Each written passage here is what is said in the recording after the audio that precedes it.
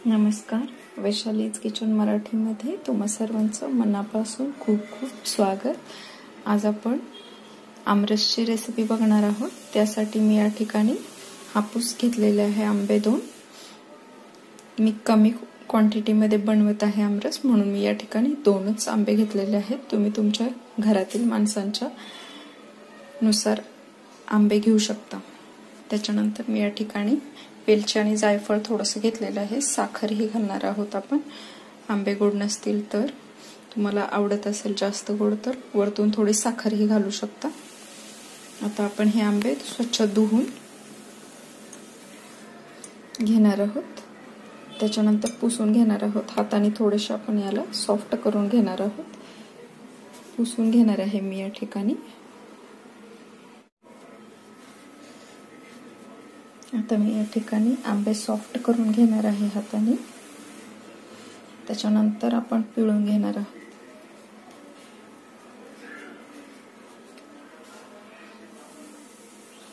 आपले आंबे सॉफ्ट झालेले आहेत। आता आपण याला काचेच्या बाउलमध्ये पिळून घेणार आहोत।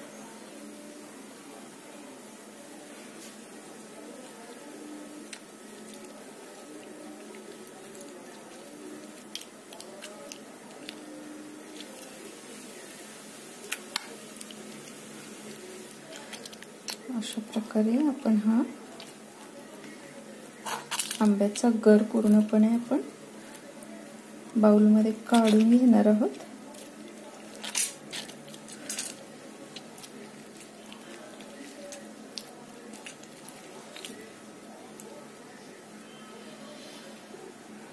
दोन्ही आंबे आपण असे पिळून घेणार आहोत।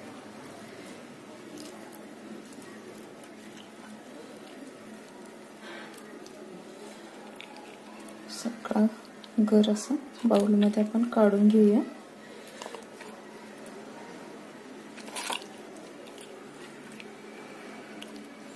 तुम्हाला जर याची कन्सिस्टन्सी थोडीशी दाटसर वाटली तर तुम्ही याच्यामध्ये पाणी घालू शकता, आणि लगेच खाणार असाल तर दूधही घालू शकता त्याच्यामध्ये।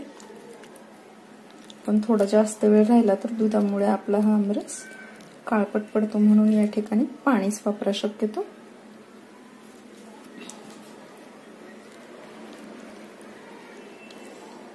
गर असा मी हा याच्यापासून वेगळा करून घेणार आहे।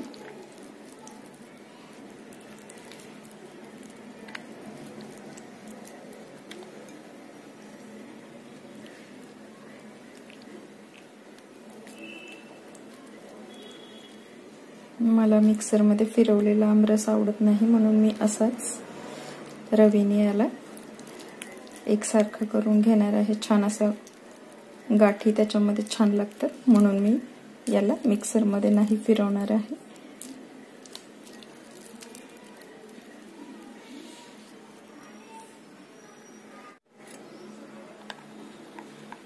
आपल्या आंब्यातून आपण हा गर सेपरेट करून घेतलेला आहे, तुम्ही बघू शकता।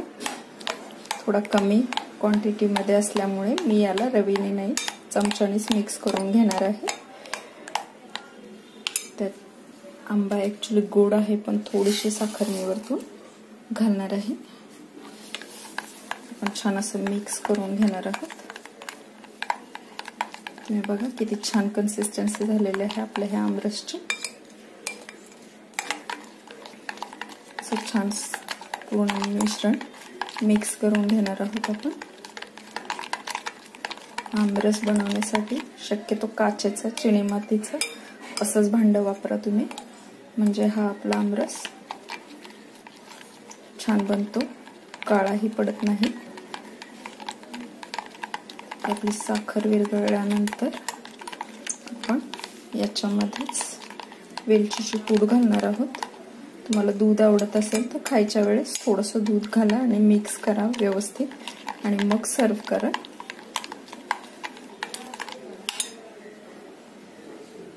याच्यामध्येच मी ही वेलची पूड घातली आहे, जायफळ आणि वेलचीची पूड।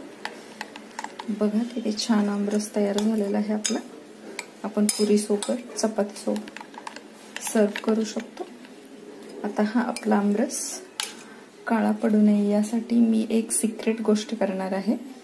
यामध्येच मी ही कोय आहे आंब्याची ती अशीच बुडवून ठेवणार आहे जोपर्यंत आपण हा आमरस सर्व करत नाही तोपर्यंत, म्हणजे हा काळा पडणार नाही. आमरसमध्ये मी थोडंसं दूध घालून घेतलेलं आहे. आता मी हा सर्व करणार आहे छान असं पुरी सोबत. कढई भजी असा छान असा बेत आहे माझा आमरसचा. तर तुम्ही नक्की बनवून बघा. रेसिपी आवडली असेल तर लाईक, शेअर, कमेंट आणि सबस्क्राईब करायला विसरू नका. सोबतच बेल आयकॉनही प्रेस करा, म्हणजे तुम्हाला माझ्या नवनवीन रेसिपीज बघायला मिळतील. तोपर्यंत मस्त रहा, स्वस्त रहा आणि सगळ्यात महत्त्वाचं म्हणजे खात रहा.